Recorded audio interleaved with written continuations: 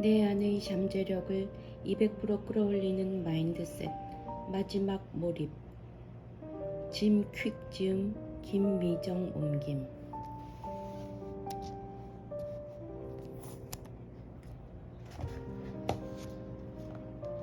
나의 잠재력을 가두는 7가지 거짓말.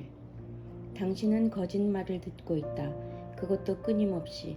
때로는 자기 자신에게서도 거짓말을 듣는다. 우리는 자신의 한계에 대한 잘못된 정보에 수없이 노출되고 있고 너무 자주 이런 정보를 접하는 나머지 믿지 않을 수가 없다. 문제는 이 메시지들이 우리가 잠재력을 발휘하는 것을 방해한다는 점이다. LIE, 즉 마음속 제한적 신념은 우리를 방해하거나 우리가 원하지 않는 방향으로 우리를 이끌 수 있다. 여기서는 그 7가지 거짓말을 밝히고 이를 더 나은 믿음으로 바꾸는 방법을 알아보고자 한다. 거짓말 1.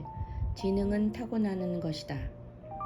겉으로 보기에 레이는 꽤 긍정적인 편이었다. 그녀는 자기 사업을 하고 소셜 네트워크 활동도 왕성했으며 우리 대부분은 꿈도 꾸지 못할 대단한 생각을 하는 사람들과 어울리기를 좋아했다.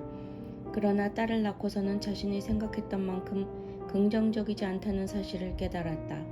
이런 일들이 그렇듯 아주 미묘하게 다른 유형의 마인드셋이 나타나기 시작한 것이다. 우선 어린 딸의 행동에 대한 그녀의 반응부터 그랬다. 레이는 자신이 딸의 행동 방식에 영향을 미칠 수 있다고 믿지 않고 원래 그런 아이라고 생각하는 경향을 보였다. 남편이 딸에게 새로운 것을 가르치려 하면 레이는 딸이 따라하지 못하면 실망할 거라는 생각부터 드는지 묘한 불편함을 느꼈다. 그녀는 딸이 그걸 배우기에는 너무 어리다고 계속 생각하는 자신을 발견했다. 어느 날 남편이 그녀에게 물었다. 우리 딸이 못 배울 것 같아? 지금 수준에서 전혀 발전이 없을 것 같은 거야? 물론 그렇지 않았다. 그녀는 딸을 사랑했다. 딸은 똑똑하고 호기심도 많고 날마다 새로운 것을 배우고 있었다. 분명 남편의 질문과는 반대였다.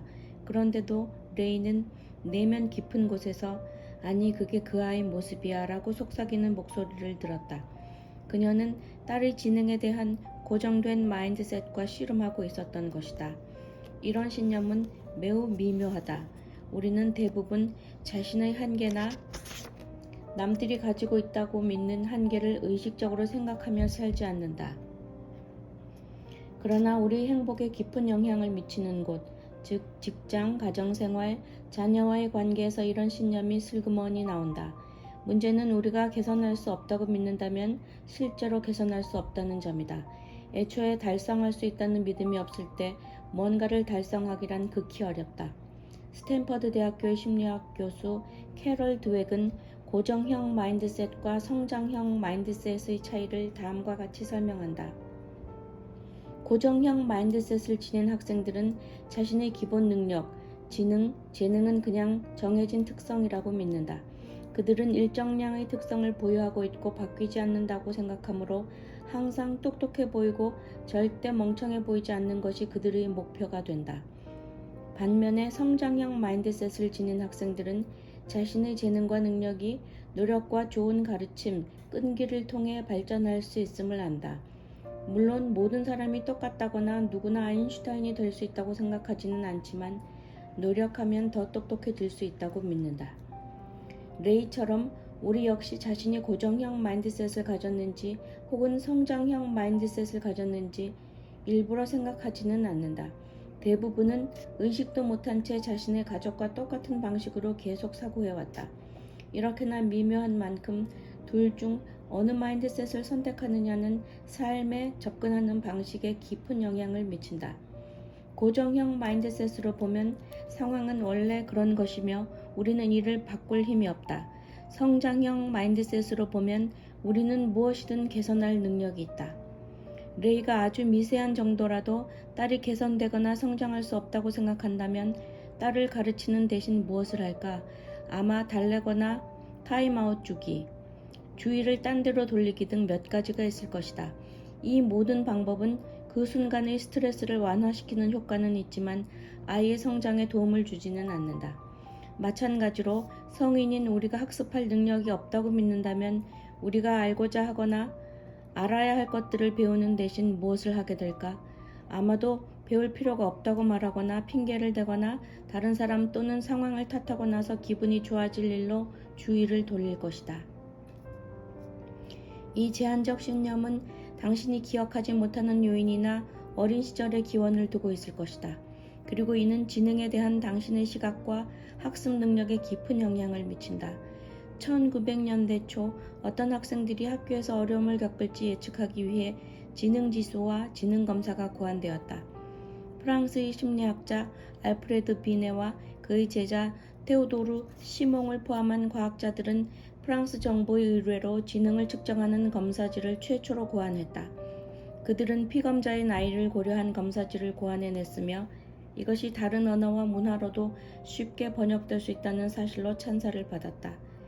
100여 년이 지난 지금도 이런 지능검사들이 정말로 지식과 정보를 습득하고 체화하는 지능을 정확히 측정할 수 있는지는 여전히 논쟁거리다.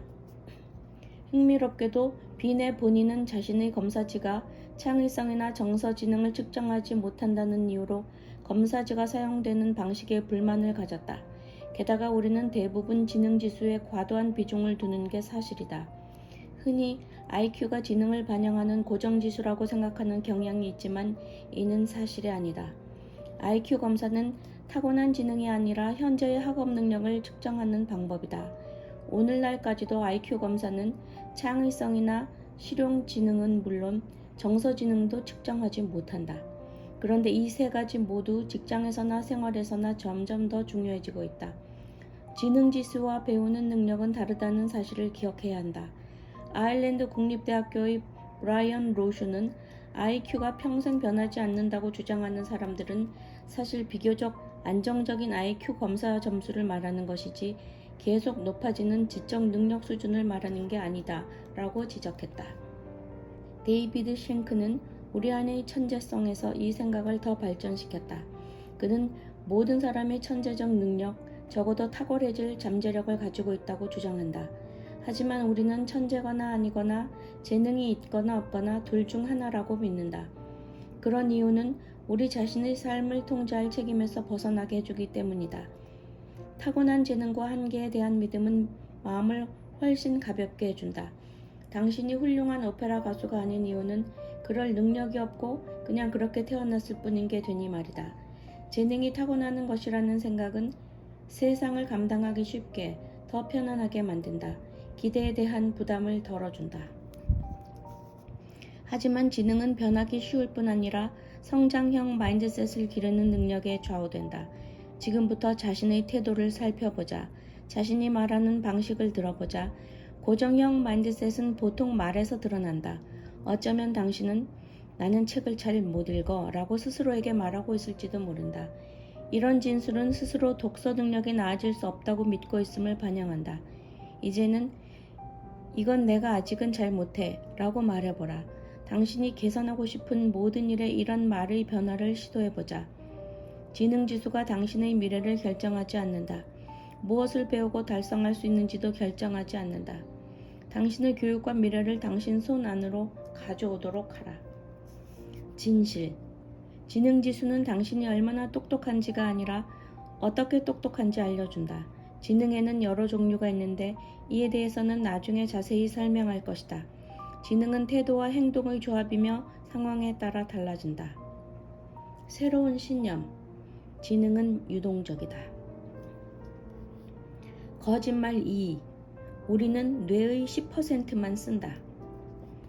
우리가 뇌의 10%만 사용한다는 말을 들어본 적 있을 것이다.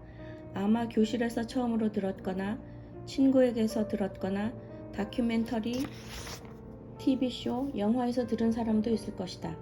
이 이야기는 쓰지 않는 나머지 뇌도 활용할 수 있다면 무엇을 할 수 있을까? 라는 가능성에 대한 갈망을 표현할 때 주로 사용되곤 한다. 이 이야기의 출처는 여럿 제시됐지만 여론 형성이 흔히 그렇듯이 여러 사건을 기반으로 했을 가능성이 크다. 어떤 사람들은 철학자 윌리엄 제임스의 인간의 에너지에 나온 우리는 정신적, 신체적, 가용 자원의 일부분만 사용하고 있다 라는 문장이 그 출처라고 말한다. 1800년대 후반 뇌와 신경계의 작용 및 공동작용을 발견해서 유명해진 프랑스의 생리학자 ዣン피에르 플로랑스의 저작이 출처라고 하는 이들도 있다. 또한 1920년대 칼 레슐리 박사의 연구와 관련이 있을 수도 있다. 레슐리는 쥐에게서 고도의 인지 처리를 담당하는 뇌 영역인 대뇌피질 일부를 제거했을 때 쥐가 여전히 몇몇 과제를 다시 배울 수 있음을 발견했다. 이에 따라 그는 뇌의 모든 부분이 다 사용되는 것은 아니라는 잘못된 가설을 세우게 되었다. 어떤 이들은 초기 PET, 즉 양전자 단층 촬영과 fMRI, 즉 기능적 자기 공명 영상으로 촬영한 뇌신경 영상을 탓하기도 한다. 당시에는 의사가 뇌신경 영상에서 밝게 빛나는 부분을 가리키며 뭔가를 집어들 때 뇌의 모습이라고 간단히 설명하고는 했다. 보통 뇌의 어느 한 부분만 활성화된 듯한 이 영상들 때문에 사람들이 뇌의 일부만 사용된다고 결론을 내렸다는 것이다. 이런 가정은 지난 100년 동안 수많은 광고와 영화에서 계속되었다. 2011년 영화 리미트리스로 각색 제작된 원작소설 리미트리스에서는 우리가 뇌 기능의 20%를 사용한다고 말한다. 2014년에 나온 영화 루시는 우리가 뇌의 10%를 사용한다고 주장한다. 또 자료조사와 사실 및 통계학의 활용으로 유명한 영국의 TV 드라마 블랙미러의 한 에피소드에서는 많이 쓰는 날에도 우리는 뇌 용량의 40%만 사용한다 라는 말로 이 통념을 선전했다. 그러나 두말할 필요도 없이 이 통념은 사실이 아니다. NPR의 한 짧은 프로그램에서 진행자는 영화 루시에서 모건 프리먼이 인상적인 저음으로 가상의 시나리오를 제기하는 장면을 들려준다. 우리 뇌를 100% 활용할 방법이 있다면 어떨까요? 그럼 우리는 무엇을 할 수 있을까요? 그리고 프로그램에 출연한 신경과학자 데이비드 이글먼이 이 질문에 답한다. 우리는 정확히 지금처럼 할 수 있을 겁니다. 즉, 뇌를 100% 사용하겠죠. 이를 뒷받침하는 증거는 여기 모두 나열할 수 없을 정도로 많다. 여기서는 캐나다 브리티시 컬럼비아주에 있는 사이먼 프레이저 대학교의 심리학 교수 베리 바이어스타인이 정리한 과학적 연구 결과들만 살펴보고 넘어가도록 하자. 손상된 뇌를 연구한 결과에 따르면 이전의 이론들과 달리 손상된 후에도 능력이 상실되지 않는 뇌 영역은 단 하나도 없었다. 뇌 스캔은 어떤 활동을 하든 모든 뇌 영역이 활성화되는 것을 보여주었다. 우리가 잠을 자는 동안에도 모든 뇌 영역은 활동하고 있는 것으로 나타난다. 뇌는 에너지를 많이 소모한다. 뇌는 무게가 체중의 2%에 불과하지만 20%의 에너지를 소비하며 이는 어떤 장기보다 많다. 만일 40% 이하만 활동한다면 그런 엄청난 양의 에너지가 필요하지는 않을 것이다. 과학자들은 어떤 기능의 수행에도 여러 뇌 영역들이 함께 작용한다는 사실 또한 알아냈다. 수십 년 동안 뇌 지도를 광범위하게 작성해온 그들은 아무런 기능을 담당하지 않는 뇌 영역은 없다고 결론지었다. 뇌에는 시냅스 가지치기라는 과정이 있다. 이는 뇌의 상당 부분을 사용하지 않으면 그만큼 퇴화하는 영역이 많다는 걸 예상하게 한다. 요컨대 우리가 뇌의 10%만 사용한다는 통념은 사실이 아니다. 볼티모어에 있는 존스 홉킨스 의과대학교의 신경학자 베리 고드는 사이언티픽 아메리칸 인터뷰에서 이 통념이 실소가 나올 정도로 잘못된 생각이라고 말했다. 진실. 여기서 알아두어야 할 사실은 당신은 지금 뇌의 모든 능력을 활용하고 있다는 점이다. 영화와 TV 프로그램에서 묘사하는 유토피아는 이미 가능하다. 누구나 뇌를 전부 사용한다. 하지만 다른 사람들보다 뇌를 잘 사용하는 사람들은 있다. 사람들 대부분이 신체의 100%를 사용하지만 어떤 이는 남들보다 더 빠르고 강하고 활력이 넘치는 몸을 갖고 있듯이 말이다. 그 비결은 최대한 효율적으로 뇌를 사용하는 법을 배우는 것이다. 이 책을 끝까지 읽으면 당신도 그렇게 할 수 있다. 새로운 신념.